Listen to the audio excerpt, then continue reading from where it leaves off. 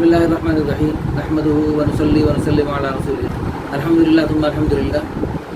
ہماری نکاح آسان تحریک کی وساطت سے نکاح کو آسان سے آسان تر بنانے کی کوشش ہو رہی ہے، اور میں کروڑ دفعہ قسم اٹھا کے کہہ سکتا ہوں نکاح اس وقت تک آسان نہیں ہو سکتا جب تک رسول اللہ صلی اللہ علیہ وسلم کے مبارک زمانے میں جو نکاح کو آسان بنانے کی آپ صلی اللہ علیہ وسلم نے صورتیں اختیار فرمائی تھی، جب تک وہ تمام تر صورتیں اختیار نہیں کریں گے نکاح آسان نہیں ہو سکتے۔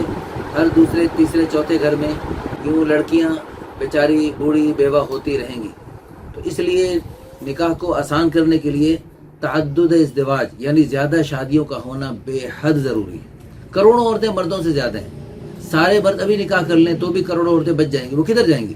ان کے لیے اللہ پاک نے یہ حلال راستہ بنایا ہے، اور اس راستے کو اختیار کرنا اس وقت کی اہم ترین ضرورت ہے۔ بے شمار مرد اللہ کی قسم پورے ملک سے پوری دنیا سے روزانہ فون کرتے ہیں، اور وہ بیچارے دوسری تیسری چوتھی شادی کے لیے بے چین ہیں، اور یہ بے چینی اللہ پاک نے مردوں کے اندر رکھی ہے عورتوں کے لیے۔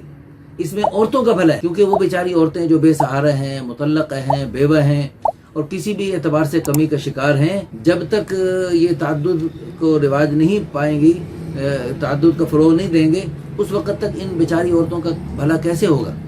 کیونکہ جس نے زندگی میں ایک ہی شادی کرنی ہے، بس جس نے زندگی میں ایک ہی شادی کرنی ہے، وہ کسی بیوہ بے سہارا مطلقہ سے نہیں کرے گا۔ وہ عام طور پہ بہتر سے بہتر، اچھی سے اچھی کمالی اور خوبصورت اور یہ اور وہ سب کچھ دیکھنا پسند کرے گا۔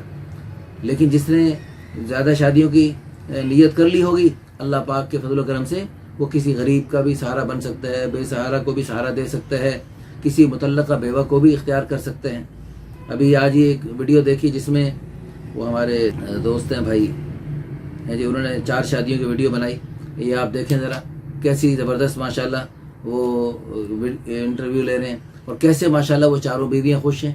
تو اسی طرح اللہ کرے یہ چیز فروغ پا جائے تو انشاءاللہ ثم انشاءاللہ یعنی کوئی عورت بے سہارا نہیں رہے گی، کوئی عورت بے نکاح نہیں رہے گی۔